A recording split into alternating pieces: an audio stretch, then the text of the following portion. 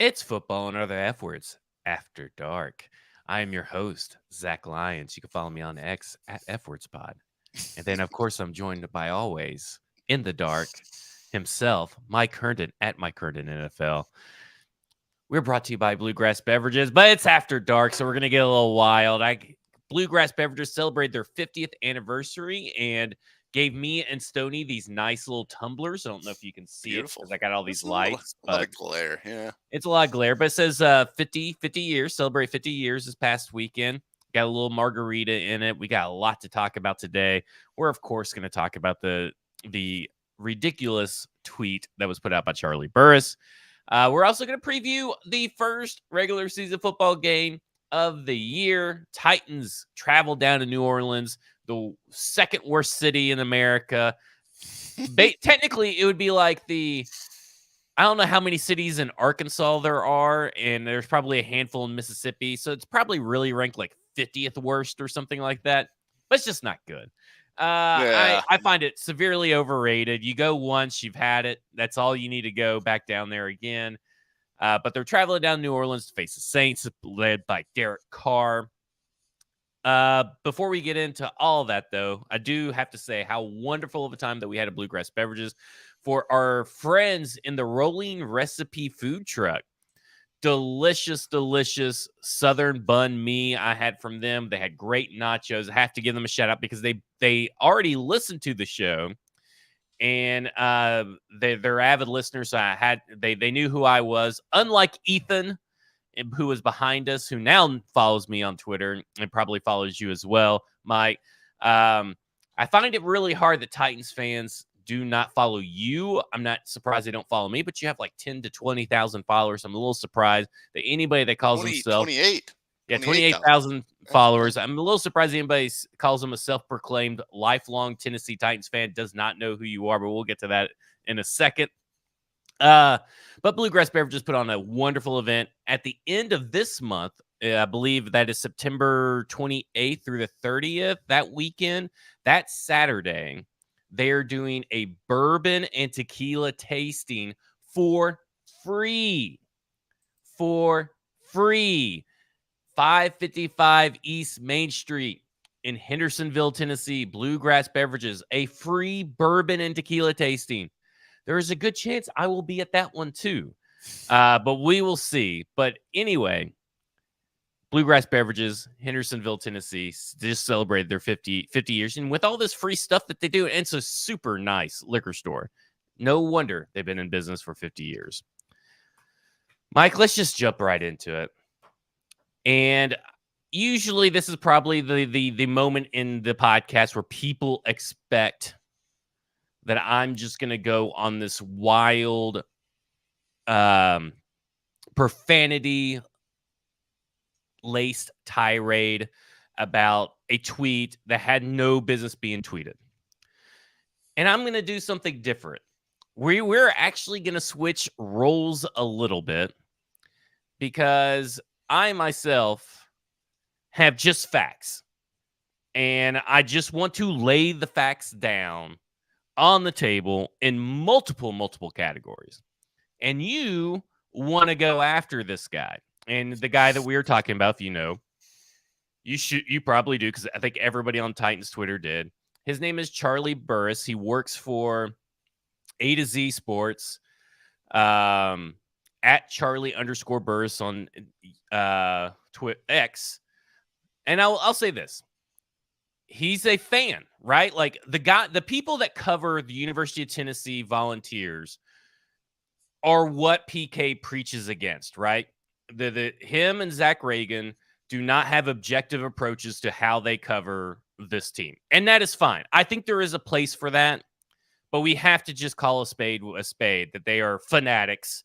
They bleed orange. They bleed it all over their keyboards when they type an article or type a headline or type an X, and that's fine. Like I'm fine with that. I think there's a space for fan analysis or fan content. I mean, obviously, we started out as fans. I like the Tennessee Titans. I root for them, but I can also be very objective about everything around them. He puts out this X because Chad Withrow asked, when was the last time Nissan Stadium saw an atmosphere like this? This is what I hope for the Titans. You don't have, I mean, this is what to me, that tweet right there by Chad needs to say, what I hope the Titans get again. Because I think people are forgetting just how rocking Adelphia Coliseum was back in the day. Yeah. Even in the early stages of Nissan Stadium, it was still a rockin' in Nashville. Definitely. And Charlie quote posts QPs, QXs this and says, if the Titans would take even the smallest effort to pander to Tennessee fans, they could get more of this. Instead, they prefer to spit in our faces. So just for the record, we got the words pander and spit. It's not like they spat in our faces. They are continuing to spit on every time the Titans decide to send out an X that does not include University of Tennessee. Happy birthday, Mason Kinsey. And then he's like wearing an orange birthday hat. If they don't do that, that's a spit in their face. So that's where we're at right now. They're constantly spitting in the face of it. In fact, rumor has it, Mike, that the Tennessee Titans are spitting all over the Volunteers so much that is why Josh Dobbs fumbled in the Jaguars game. He was just get too much spit on his hands from having to constantly wipe it off his face. That's the rumor. Must be. So I look at this and he doubles down so much, and he gets on to his podcast, which is I don't remember the name, and I'm not gonna look it up because I don't want to lose my place in my notes. But he does a podcast, Zach Reagan for A to Z Sports, and it's like Big Orange Nation or something like that. So he gets on there and he's like, "Come hear my reasoning." And like most UT fans who we both have confronted this week with just a simple question, what do you want them to do? He proceeds to lay out nothing, no solutions, just more generalities. And the funniest thing to me is that he tried to act like he doesn't know who you are. Full disclosure, A to Z has tried to hire you many times. So, yes, I mean, let's be honest here. And if you're a so-called Titans fan since they've been in Nashville, how do you not know Mike Herndon? It will always boggle me, especially with your 28,000 followers, like we already said. Look, if you don't have to know football and other efforts. You don't have to know Zach Lyons. I don't give a shit. If he wasn't on Twitter, I'd buy it more, right? Yeah. Like, because I mean, you know, there's a whole other section of Titans fans out there that are not on Twitter that probably don't have any, you know, recognition of who I am. And I totally get that. I don't really consider myself to be like that well known in the general fan base. But on Twitter, yes, I feel like most Titans fans are at least aware of me. Yeah, it just makes no sense. So I don't know where you want to start. His rant, his initial tweet is ultimately meaningless. And I get it, and we fed into it, right? This guy probably has gotten 100 or probably close to 1 million kinds of engagements. So he's probably well on his way to getting paid by Elon for this last 90 days, which is good for him. Like, Charlie. I mean, yeah, you're welcome for all the attention. Yeah, right. I mean, good for him. Like, I ain't gonna hate, but at this point, we put out sound tweets that didn't really attack anybody, right? We didn't call anybody stupid, and we didn't call anybody ignorant or anything like that. We just put out facts and questions questioning this take. I got no response. You got responses, and he just gave you more of nothing, just flapping gums and nothing coming out of any kind of substance. Yeah, I mean, and it was ridiculous. But he goes on this podcast and goes on a tirade, not against Titans fans, but against Titans media attacking him. And it was me, you, and Buck, I think, were the only Titans media fans or Titans media members that I saw attack him. And I don't even call what we did attack. I definitely do not consider what I did attacking him. I asked a question and just said, I would love to know how Titans fans have spit in the faces of Vols fans. I need real examples, and no, drafting a player from a college you don't like doesn't count. Yeah. I was like, are there examples I am missing? There's no attack in there, right? Like, that is simply asking for example. If you're going to make a statement like that, be prepared to back it up, right? Like, that's all I'm asking. This is like when Ryan Tannehill was beating Malik Willis last year in the offseason. He was just going around with socks filled with soap and just beating the shit out of Malik Willis, according to everybody, because he wasn't going to mentor him. So here it is. So Sam Phelan, I guess, spoke out. And so first off, how cowardly of Charlie to not even name Sam, who's his own guy, and just lump him in with Titans media. Yeah. Name names. Yeah, if Buck and Sam were the two like out of town people that he was referencing or whatever, they work for your company. You know their fucking names. Say their names. Buck was just saying, just because you work for, and he was talking to Alan Matthews, who's logged in here. I saw him in the tweets earlier, but like, Alan Matthews tagged Buck, says, "Hey, I got something. I got an early leader for stupidest thing in sports." And he's like, "You do know we work together." Charlie did. And that's how he sounds in my head when he wrote that tweet. And Buck's like, so like, do you not even know Buck? Like, even I knew Buck was going to come back and say, that doesn't fucking matter. It doesn't matter. He's not going to the mat for you just because y'all are on A to Z Masthead together. I asked the same thing. Like, are there examples I am missing of NFL teams pandering, in quotation marks, to a particular college in their area? I couldn't find it. You had someone in your tweet say that Pittsburgh Steelers and New England Patriots do university nights. You Google any kind of college night, university night, or anything for Pittsburgh Steelers and New England Patriots, I found nothing. Well, and the thing is, the Titans have done those nights. Like, there was a promotion at one point where if you bought a ticket to a certain game for the Titans, you got a hat that was like a Titans hat with like a Tennessee Power Tee on the side. So, like, they have done those promotions. It's not like that has never happened before. And no, there is not like a big example of, well, this NFL team really wrapped their arms around the local university, and that was how they became a big success. That's a story that is fucking make-believe. It doesn't exist. There is not one example in the entire NFL of that happening. So what do you want them to do? And this has been my whole point. Right? This has been my whole point with Vols fans, right? Give me an example of them spitting in your faces, because for one, like, if you want to say they haven't done enough to court Vols fans or whatever, okay, maybe, and I'll come back to that. But that is not spitting in your faces. That's not the same thing. The spitting in your faces, to me, and I know he'll refute that this is what this means, is he's already said that was too much. He crossed the line with that one. I don't know. I have a big issue with the term pandering, because pandering means way more than what these people are thinking. Well, that's true too. I mean, it is. They're asking for their boots to be licked by the professional football franchise in order to come over and support them. And listen, here's my thing on this.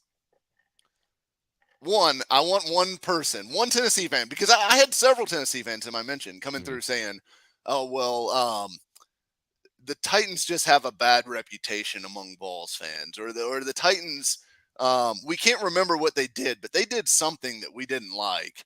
But nobody can name a specific example. And one fan even went so far as to say they were hostile. It was hostile. The Titans were hostile towards Vols fans. I saw these. I'm like, what? Hostile? Like, what are we talking about here? Like, if you can't remember what it was not hostile, right? Like, a hostile act is not something that you just forget about.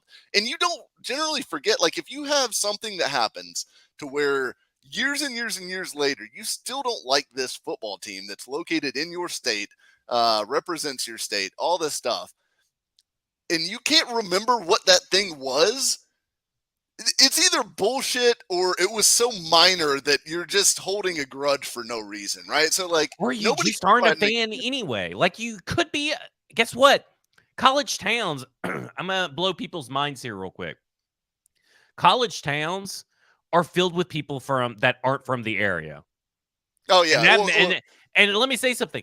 Most people who are a fan of football that are this age, that are coming to your school in University of Tennessee, already have an established NFL team rooting interest, more than likely. And it's probably not going to be the Tennessee Titans, because as we have said on this show ad nauseum when talking about national media respect, This has nothing to do with the University of Tennessee, but talk about national media respect. This is a franchise celebrating its 25th year. This isn't a 100-year establishment. Yes, University of Tennessee should have more fans. It's when you talk about the population of college students that come in one after another. I mean, like thousands upon thousands, probably what? I'm assuming like hundreds of thousands of people, I guess, go to University of Tennessee every year. An influx, and I'm probably way undershooting it, but an influx of new people. Of course, University of Tennessee is going to have a bigger fan base. This is not some secret. If you think this has been some hidden secret that college fan bases are quite larger than NFL fan bases, then you must be living under a rock. Maybe that's the one you painted on. I don't know. Well, and some fan bases are bigger than others. Here's the thing with the Titans, and yes, the Vols fans are more passionate. They're louder. They support their team more than Titans fans do. That's very true. You know what else? Like, I grew up in Nashville. Believe it or not, Charlie, I grew up in Nashville. I was a Vols fan, a diehard Vols fan. Like, I owned Andy Kelly jerseys. I owned Heath Schuler jerseys. I can name you like every member of the 1998 I don't even know who the Vols. first guy is. I know who Heath Schuler is, but I don't know who the first guy is. Andy Kelly was not only a Vols quarterback, but a quarterback of the beloved Nashville Cats. So I'm a little bit offended that you don't remember him. But here's the thing. I grew up here. It was all Vols and Braves baseball. That was all anyone cared about. Growing up in school, that was all anyone talked about. Nobody talked about like the NFL games of the weekend. It was all about, did you watch Tennessee, Florida? Did you watch, whatever? It was all about Vols sports. And that goes back generations. My dad was like that growing up. His dad was like that growing up. And when you have a fan base that goes back generations and generations and generations, they're going to be more loyal. They're going to be more invested because you know what? They grew up. That's all they knew. That's all they were given. I was let's see. I was 10 when the Titans moved here. So I was not, well, no, it was 10 when they were announced, 12 when they moved here. Yeah. So, that's way off. I had already formed like opinions on, who my favorite teams were and things like that. So I adopted the Titans immediately when it was announced they were moving here. And I was all on board and excited to have an NFL team here and stuff like that. And not everybody did that, and that's fine. Some people already had allegiances due to like their favorite player went here or whatever. That's fine. Some people just didn't like pro sports. Also fine. But what I think we're really getting at here is like, the Titans are in the 25th year. They don't have generational fans. There's nobody who's like great granddad remembers going to Titans games in the 70s. That's not something that exists in the Titans fan base at this point. It will be, I'll say check in 25 years and see how the fan base is doing. I think it'll be a lot better. But it's not there yet. And some Oilers fans came over and they have generational people. But they're mostly not. Texas. Yeah, they're mostly not in Tennessee, right? Like most of the generational Titans Oilers fans are not in Tennessee. So that's part of the difference between the two fan bases. But then also, let me just say this. Most of the Vols fans that have been in my mentions bitching about pandering and needing to have their boots licked by the Titans, or saying, they could at least do something. They could at least do something. Have you considered that you're just a college football fan? And there's nothing wrong with that. I'm not here to tell you how to fan. I'm not here to tell you who to root for. I don't give a shit if you root for the Titans or not. If you root for the Vols and that's your team, that's great. And if you want to just root for former Vols in the NFL, that's great. Go ahead, do that. Don't care. But don't pretend like the Titans, if they sent you a mailer every year, or if they did an extra caravan stop every year, all of a sudden you'd be like decked out in two-tone blue every Sunday in Nissan Stadium screaming your heads off like you would for the Vols, because it's not going to be that way. There's no amount of pandering or marketing or like bullshit, promotions that the Titans can throw out there that's going to convince you that you need to be as passionate about them as you are about the Vols. It's just not going to happen. It's not how you were brought up. It's not what your interests are. And they are not in it's not in their power to change that. So let's stop pretending like there's some magic thing that they need to be doing that would convert you all you Vols fans, into passionate, like, die-hard, there every Sunday Titans fans. Because there's nothing that they can do, and that's okay. You're a college football fan, and you have a passing interest in the NFL. It would be great if the Titans could win over you as that being your NFL team, but you're never going to be more than like a casual, like, turn it on Sunday maybe fan. Like, that's fine. That's okay. But let's not pretend like they owe you something because they are in the state. Like, well, that's my thing. The Tennessee Titans have been doing business in Tennessee since 1997, right? So and even before that, when they're planning, finding locations and doing market research, this is where I kind of have to put on my little nerd hat, my business hat. And obviously the Charlie guy's never ran a business in his life. And that's fine. Not everybody's made to be a business leader and all that kind of stuff. You got to have workers, right? But I look at this and I'm thinking, my biggest thing is that we have to, a business knows when you have a marketing campaign, what is going to be, are we going to make our money back on this marketing campaign? Are we going to see dividends later on down the road? Investing in a college town makes no sense for an NFL team, especially when it is 3 hours away. And what I mean, and it's a fan base that is super committed to that college team. Yeah. Like, they're never going to win over Vols fans that are going to be like, you know what? I'm more of an NFL guy now. I grew up a Vols fan, but now I'm like, it's not going to happen. But the thing is that, like, who that is a Tennessee fan is really going to make the trip every weekend to a home game for multiple years on end after a Saturday in Knoxville or after a Saturday that they're tailgating? That is really hard to do. There's fans that do it. They exist. Yeah. Yes, they exist, but that's why you don't see money driven into the University of Tennessee Knoxville area, is because it doesn't make business sense. They have seen campaigns. They have been through there multiple years on Titans caravans and have seen the turnout, right? Like, you see the turnout. They make note. Well, this is how many people showed up for this Titans caravan. Here's how many hats we sold with the UT logo on it. Hey, we did a day where we do UT drinks in the thing. They've done all of this kind of stuff, and they're keeping note. And you know why they're not investing more money into the University of Tennessee and into Knoxville? Because you guys don't spend money for them. When they do, they are losing money on marketing campaigns. Like, that is just business. That's just cold, hard facts. Now, listen, they did pander to you. They did do you a favor. They let you guys come into the stadium. They let you host a football game there. And the UT fans came in and rocked it. Here's the thing about this attendance record thing. Yeah, the Tennessee Titans do not sell like standing room only tickets or whatever. Because there's of NFL only rules.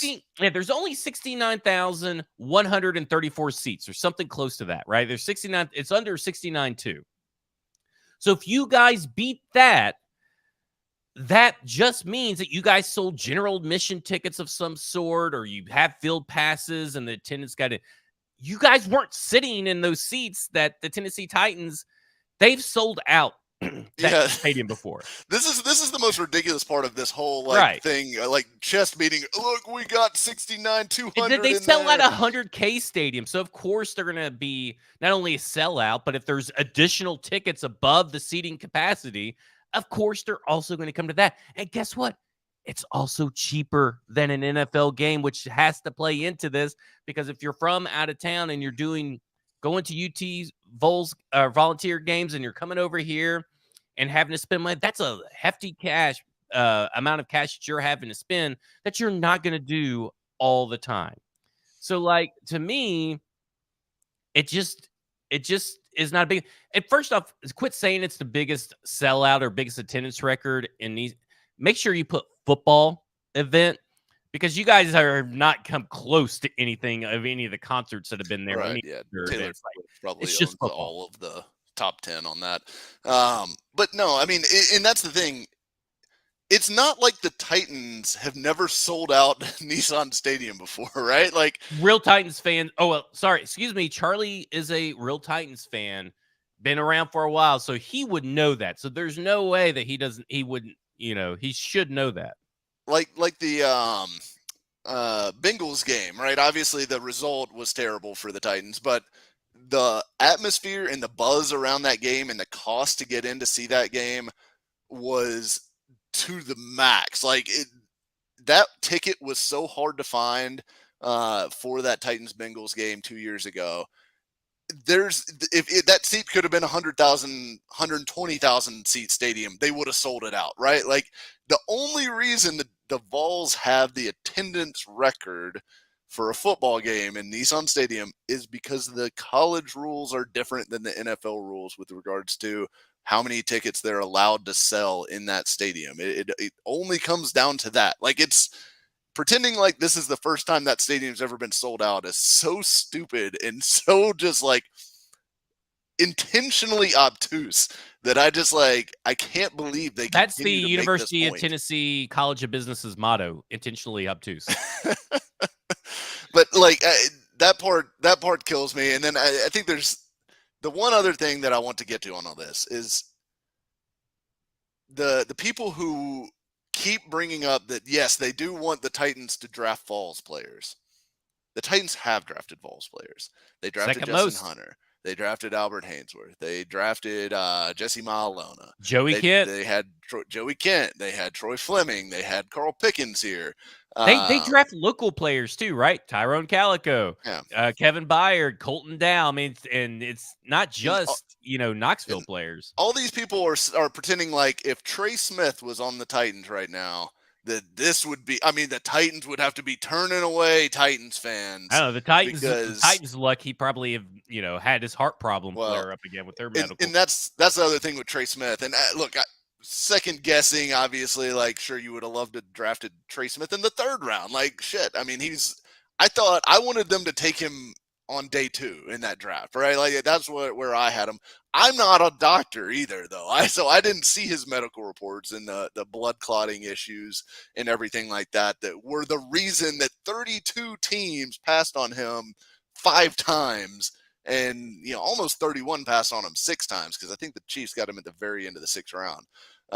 So it is the Trey Smith thing. Like there were medical concerns with that. Now, if you want to say like they should have taken Alvin Kamara, whatever, that's great. Them having Alvin Kamara would not materially change how much Vols fans actually care about the Titans. Now, maybe it changes how many Vols fans actually show up to a game because they do want to see Alvin Kamara or whatever. But look, they've tried it. They tried it with Justin Hunter. They tried it with all these other guys that were stars for Tennessee. Where was the big, huge Vols outpouring of support when Albert Hainsworth was here? Like, Albert Hainsworth was a first-round pick. He was a star for Tennessee. He was a star for the Titans. Where was the huge, oh, my gosh, we are all in on the Titans because you guys took our guy? Where was that? Where was that then? Because it didn't exist is – my thing is that they're averaging 4.2 under the Vrabel era, right? 4.2 players drafted in every draft. Okay, so they're not like some big producing talent school. And Juwan Jennings is just a more recognizable name than Nick Westbrook-Ikhine. I mean, they're the same. They are the same guy. No doubt.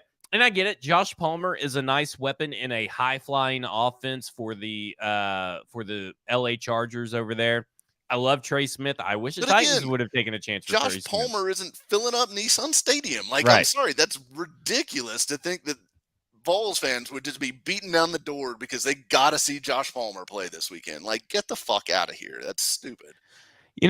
My thing is that everybody, they want to say that, well, the Titans aren't for Tennessee. They should be the Nashville Titans and blah, blah, blah. Well, I mean, if you just go a few days ago, they did a 901 day. And then right after that, they just had University of Tennessee in their fucking stadium for a game.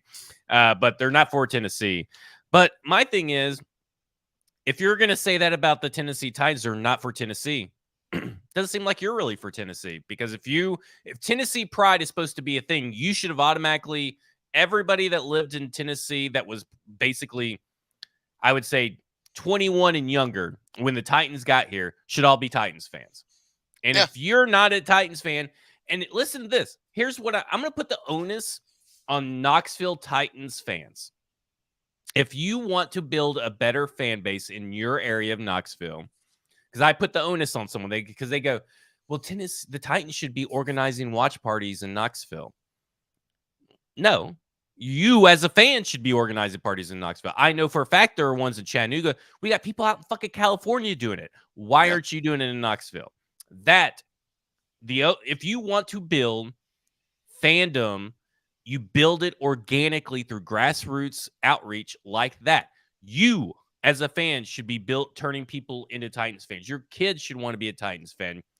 If your girlfriend doesn't have a NFL team, if your boyfriend doesn't have an NFL team, doesn't matter. If your parents are like, hey, we're coming down to Tennessee, we're going to Nashville, you want to go to a Titans game, and you say, no, I'm busy. I mean, it's just, to me, it's just like, you are responsible for expanding the fandom of it. Like, yes, the product has to be good, but you can't sit here and say that the University of Tennessee's product's been good for the last 20 years on average. You have one really good year. You guys are right now basically the Jacksonville Jaguars of the SEC. You have one good year and you guys think your shit don't stink, and you forget about the previous years under Butch and all those guys before him. You guys just forget about it. Like, one winning season washes away other seasons of like pain. It's like, we're just done. Those seasons do not exist. We're writing them off the record books. So to me, and I think Tennessee's going to be still pretty good. I mean, Joe Milton's all right. Yeah. I think you just have to, if you want it to grow in Knoxville so bad, you're so desperate for a bigger Titans presence in the University of Tennessee in Knoxville, grow it. You do it. If you're just going to sit there with your thumb up your ass on your couch and just like, oh, damn, nobody's here watching the game with me, guess we don't have any Titans fans, and they're all Predators fans. I know more Predators fans than Titans fans in Knoxville. Yeah, okay. A ridiculous statement. Absolutely absurd statement, because, look, the Predators, I love them, all that. They don't come close to touching the Titans from a popularity standpoint in the city, much less the state, which the Predators fan base is a lot more locally concentrated in Nashville than even the Titans fan base is. Like, the Titans fan base spreads further, even though, for whatever reason, they struggle with some Tennessee fans, not all, because, look, and I think it's a point that needs to be brought up. I grew up a Tennessee fan. All of my best friends basically are Tennessee fans. I love Tennessee fans. I love Tennessee. I root for them when they're not playing Texas, right? But there are loud elements of the fan base that don't cast the best light on Tennessee fans as a whole. But it is not all of them. And most of the ones that I know are completely reasonable about this stuff. So if you're listening to this and you're a Tennessee fan and you think we're like dogging on Tennessee fans, we're not. We're dogging on the people who made the loud, stupid tweets or X's or whatever you want to call them, that did not provide any evidence to back up what they were saying. And one last thing I'll say on it before we move on is, one, Will Levis was viewed by almost all draft analysts to be a better quarterback prospect than Hendon Hooker. I understand Hendon Hooker had the better college career. Nobody's debating that. Nobody's doubting that. Maybe he will turn out to be the better NFL quarterback. I don't know. It's a projection game, but that's it. It is a projection game. So it does not really matter. There are a lot of people that said Will Levis is broken, but somehow Hendon Hooker's ACL is just magically is not going to ever be a problem. Right. I mean, like, there's several reasons that Hendon Hooker did not go, in the first round, the second round, and then ended up being selected in the third round. So, I mean, there are plenty of reasons that teams and analysts thought Will Levis will end up being a better pro than Hendon Hooker. Nobody's debating that Hendon Hooker was a better college quarterback, right? So, But that's not all there comes to it, because otherwise, like, Colt Brennan would have been like a multi-time All-Pro, and Tom Brady would have been nobody because Tom Brady was not good at Michigan in college, right? So it's a projection game. So we'll see what happens. I Levis don't could be think that better. He could be worse. I had Levis better than Hooker as a projected NFL quarterback. But, this podcast was not high on Will Levis. Like, we are not the big Will Levis stands that. I started Yeah. the hashtag Never Levis movement. I mean, Right. like, Exactly. But hey, guess what? Here's the thing: he's a Titan now. I'm rooting for the best, but I also have realistic expectations that it's going to happen. But we'll been see. wrong before. It's just very infrequently. But the last thing I'll say is the carpetbagging comments, which are just like high key protectionist and just like, oh, we only want things to stay the way they always were and never change because change is bad. One, most of the Vols roster is not from the state of Tennessee. And if you think that these kids from California and Georgia and Florida and Texas and everywhere else are coming to Tennessee because they fell in love with our state, and by golly, they just want to be Vols for life. And I'm sure there's some audio clip of them actually saying that, which is, guess what? It's good public relations. Yeah, which guess what? That's not why they're at the University of Tennessee. They're at the University of Tennessee because either they like the coaches the best out of all the schools that are recruiting them. They got paid the most via NIL or, during the Jeremy Pruitt era by McDonald's bag. Or three, they think Tennessee gives them the best path to the NFL, which is the definition of a carpetbagger. They're coming in, they're using your program to better their financial future. The same thing that the Titans players are doing. So get the hell out of here with this nonsense of like the Vols represent the true Tennesseans and the Titans are just these transplant carpetbaggers. Like, get the fuck out of here. That's nonsense, stupid, like such a backwards way of looking at anything to begin with. But I mean, if Tennessee's team was made up of people that actually represent the state of Tennessee, it's gonna be a lot of out of shape white guys that are chugging Busch Light before they go on the field. Like, that's just not how football works. Football is a melting pot of different cities and different states coming together to play one sport. Like, it's ridiculous to think that's like, well, Volunteers are the only team in Tennessee that have like all the homegrown players. I'd venture to say that Memphis is better is filled with more homegrown talent than University of Tennessee is, but it's still not a high percentage. Like, that's the point. Right. All right. I'm done with this. Let's talk about football. Let's talk about fun, but and congratulations to Charlie for his engagement and and for having the worst, maybe the second worst take. There was one that was pretty bad today, but I'm not giving that guy any breath of this airtime. Week 1 at the New Orleans Saints. The New Orleans Saints have key additions of Derek Carr, Foster Moreau, and Jamal Williams. The key losses, they had lost David Onyemata, and I guess you could say Marcus Davenport. I'll never forget them trading up for Marcus Davenport and just me losing my collective shit that was the worst fucking trade I've ever seen. I got the stat of the game for everybody. Stat of the game. Are you ready? Yeah. Derek Carr is 0-2 versus a Mike Vrabel coach Titans team in 2022. It's really stats of the game. In 2022, Carr had 8 of 15 games where he posted below a 60% completion percentage. Now, please remember, this is with Devontae Adams, arguably the best wide receiver and biggest cheat code in the NFL for a quarterback. And the last 4 games before getting benched, his highest completion percentage was 55%. So that's a little stat of the game. I'm going to try to do one for every game. Little stats of the game. Very nice. So my first question for you, Mike, and if you aren't ready for it, I don't mind answering first. But what do you think is the key matchup to exploit that the Titans are looking at when they are in their film room? They're saying that we need to attack this person or this position group a certain way. What do you think is the key matchup to exploit?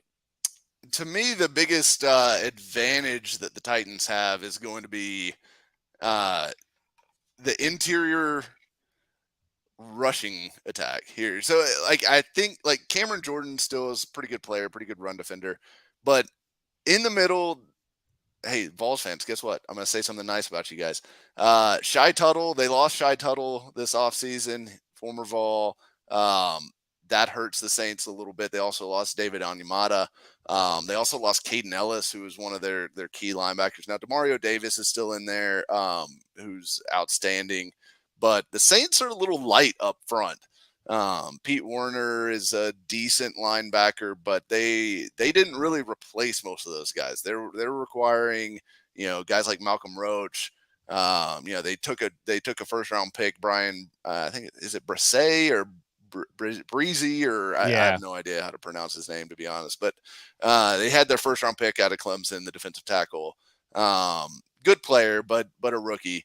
I think that's going to be the spot. Now, the Titans aren't particularly strong in the middle of their offensive line, in my opinion. I do think Skoronski is probably the best player in the Titans offensive line already. But I think there's a pretty good opportunity for the Titans to really run the ball against the middle of that Saints defense, especially, and to try to get Henry untracked pretty early in this game. So I'm gonna go on a different side of the ball. I agree with you because especially because last year Dennis Allen had a horrible run defense they were for bad. the New Orleans Saints, and they got worse, right? Like they were kind of buoyed there from 2020 and 2021, but in 2022 they were piss poor in that. So I agree, rushing attack was going to be one of my answers, but I'm going to say you gotta attack Trevor Penning. I think, Penning is currently he's in his second season, and I think that's who you need to attack right off the bat, especially with this pass rush that apparently isn't as good as the Jaguars, according to last year's stats, with no context, according to some guy that works for playerprofiler.com. But he's their starter at left tackle and has only played 124 snaps over at left tackle, and 33 of those were pass blocking snaps. So, he does not have a lot of experience as a pass blocker. He's very raw. He's very emotional, too. So, if you got an emotional Trevor Penning going up against Jeff Simmons and Tierra Tard all damn day, good fucking luck keeping your head on straight. I'll go ahead and make a bold prediction that Trevor Penning is getting a personal foul in this game at some point. I think the Titans should crash that side constantly, shift the pressure away from Ryan Ramczyk, who's on the right side. And I'll say this. Derek Carr, when kept clean, 65.3% completion percentage, 7.3 yards per attempt. Derek Carr under pressure, 50.9% completion percentage, 6.5 yards per attempt. Yes, I know most quarterbacks don't play well when under pressure, but it's a noticeable decline in completion percentage, and there is no Devontae Adams on this team.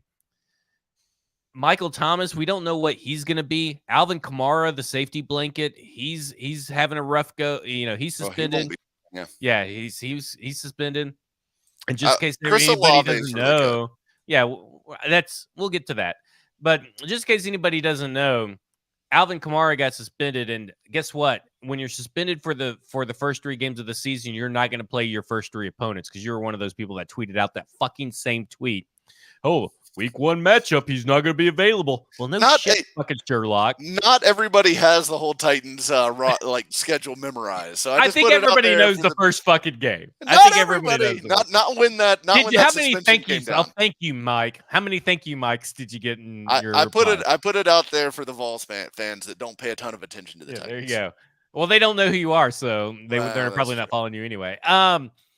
But to me, it's Chris Olave, and that's it. And Chris Olave is the scariest, and we're going to get into the scariest matchup for the Titans. Chris Olave is the scariest matchup for the Titans. We don't know really what the defensive backs are. We think that Christian Fulton is back to 2021 form, but we don't really know because we haven't really seen him legit in a game with this new body, this new yoga mastery behind him. So I'm not sure. I have faith in Chris Harris. I have faith that Mike Vrabel is going to take Chris Olave away. However, he just seems like a nightmare matchup. He hasn't played, like, Sean Murphy Bunton has played no games in 2022 versus Olave, so we don't really know what he can do against this team.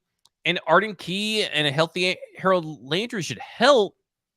This pass rush should help. But man, if you're not betting Chris Olave to go over 100 plus yards, I think that's a missed opportunity. Like, that's just kind of how I feel. It doesn't mean that I think they're going to win or anything. I just feel like he's going to go off no matter what happens around him. Yeah, I would agree that he's definitely the scariest member of that offense with Kamara out. I think Carr is a fine quarterback. Like, he's not he's like Tannehill. He's mascara Tannehill. Yeah, basically. I mean, when he's protected, I think he's worse, but I know that you think that they're like the same. I think he's definitely worse, but I think they're argue close. about that. I think they're very close. I mean, they have different strengths and weaknesses and all that, but I do think that, like, the Titans, if they can get pressure, and look, the interior of the Saints offensive line isn't that great either. I mean, I think Ruiz has been a bit of a disappointment. They've got the center kid out of Texas A&M, who I'm blanking on his last name right. Oh, Eric McCoy. And then they've got Andrews Pete, who's fine. I mean, those guys kind of all range from like maybe not very good to fine.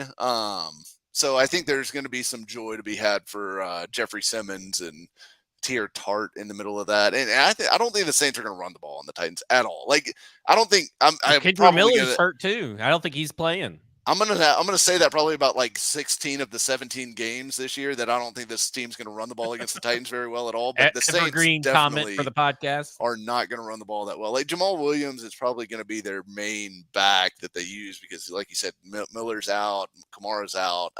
Miller probably out. So Jamal Williams, decent story or whatever, but not a exciting back in any way. I mean, he's only good when you get to the 20-yard line. You gotta get inside the 20-yard goal line back.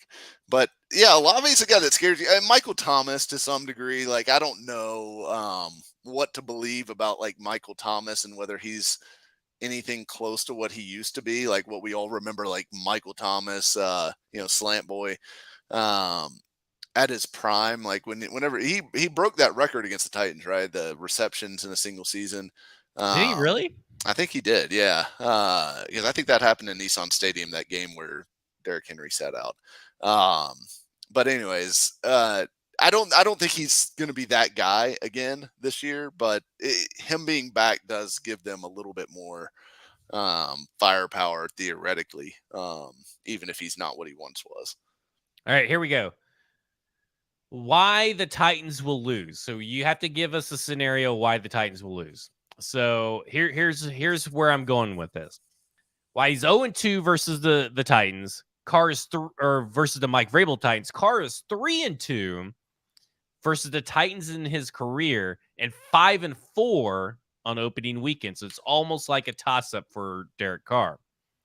The Titans will lose because the Saints will have schemed appropriately to stop Henry, and the rest of the offensive firepower cannot keep up with Olave, who will go off for 100-plus yards, and Foster Moreau will take over the blanket, and Taysom Hill being the security blanket. Taysom Hill is going to surprise and be what everybody wishes Malik Willis was, and is the gadget player that just kind of goes up, because we haven't even touched on Taysom Hill yet.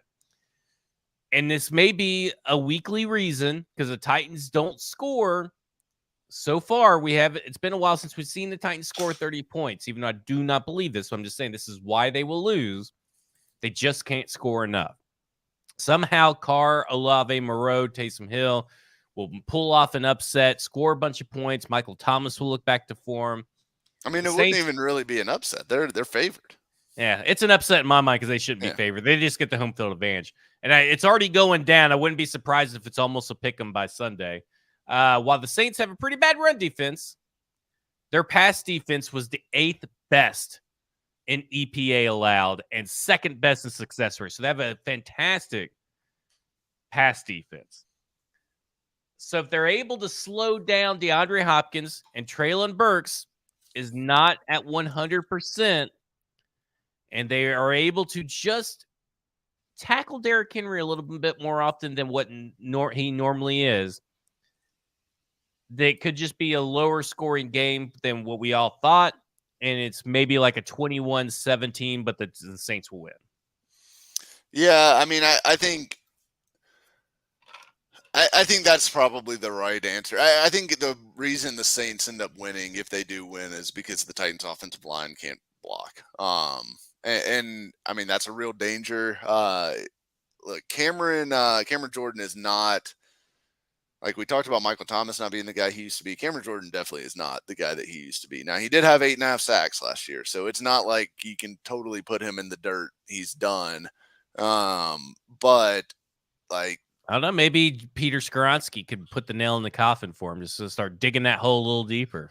Well, it's Jordan's like underlying stats. Like, his win rate last year was terrible. Like, according to PFF numbers, I think he was in the like 6% range, which is just terrible. So I think it's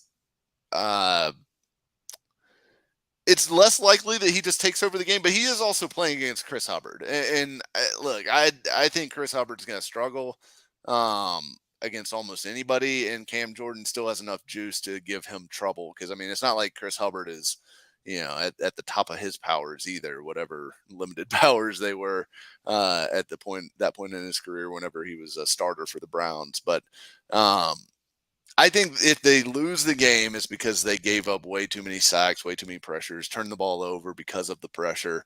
And look, the Saints were set up in the back end to take advantage of you, right? Like, they've got Lattimore, they've got long athletic corners in Paulson Adebo and Alontae Taylor, which, while they're inexperienced, well, listen, we haven't thought about this. There could be a hidden home field advantage for the Tennessee Titans, because UT Knoxville fans are notorious for traveling because their player plays for a certain team. Oh, right, yeah. And Alontae Taylor is down there in New Orleans, so I expect to see a lot of orange in the stands.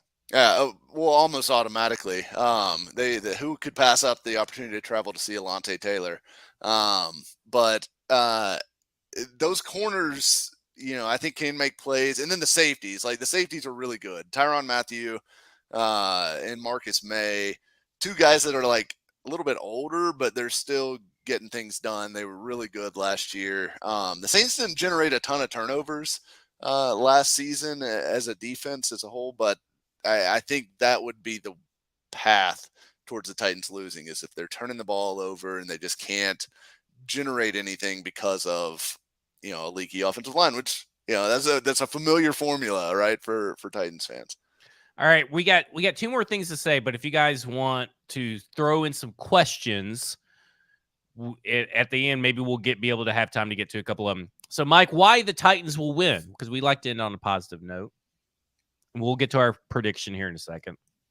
But in my opinion, the Titans are going to win because I think Derek Carr being a new quarterback,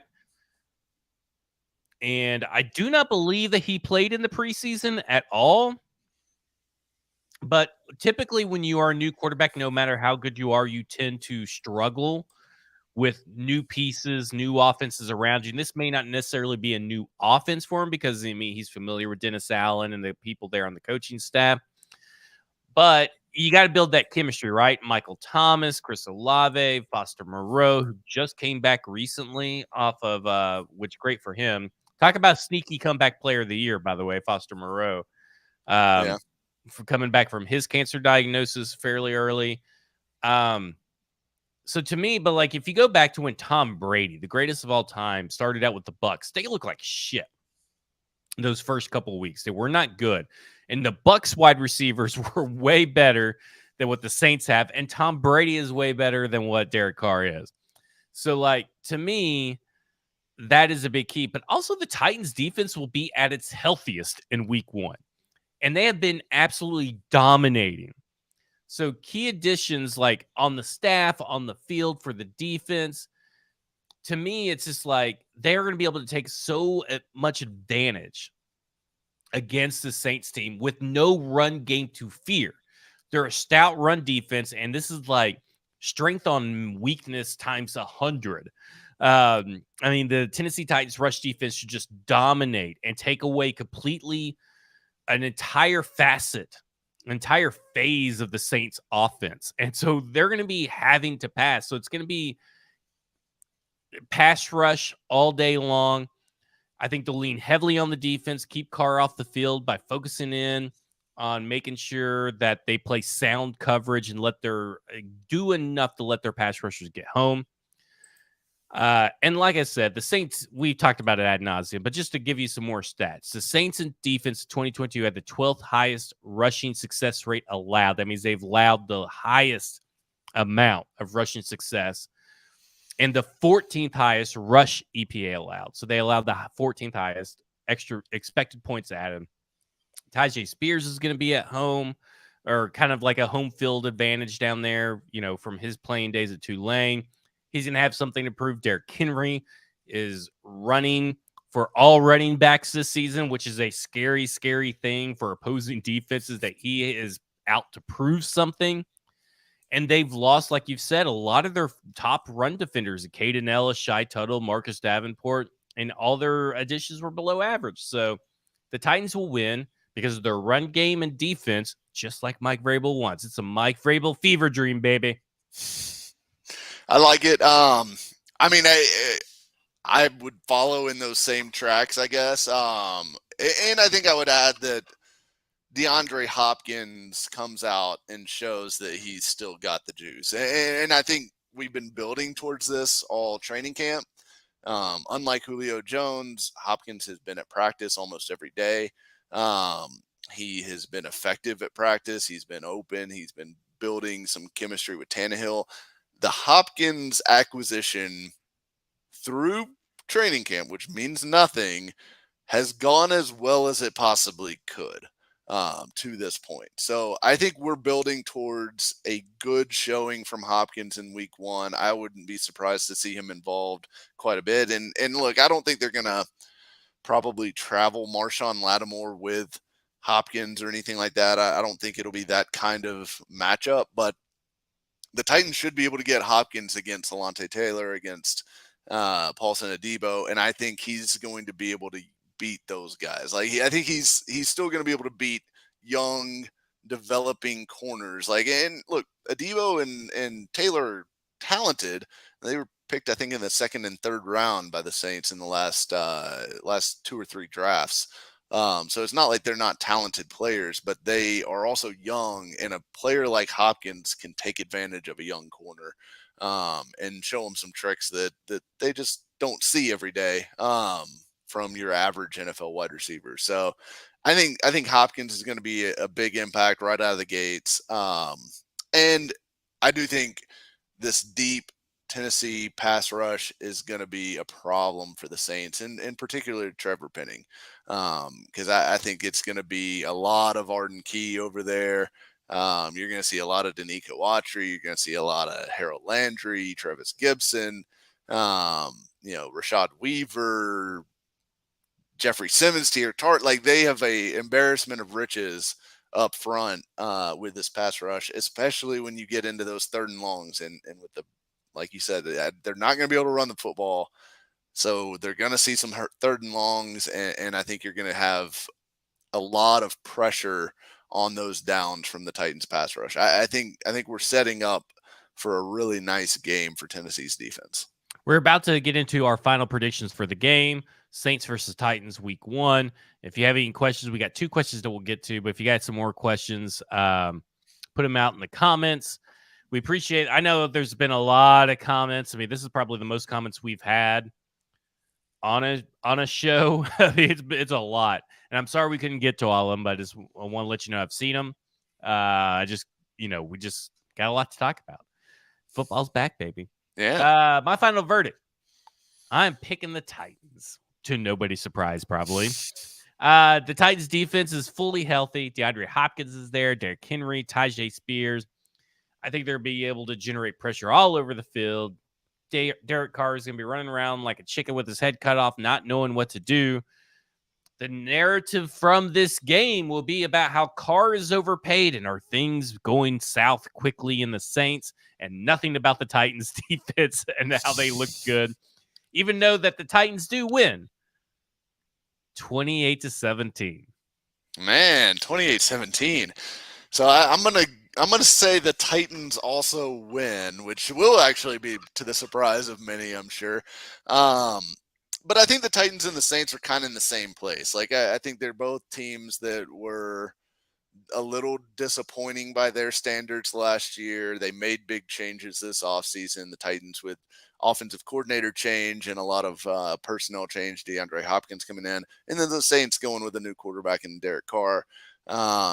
So I think it's an interesting first game for both teams, really, because they're kind of in similar situations in general. But I think Mike Vrabel's a better coach than Dennis Allen.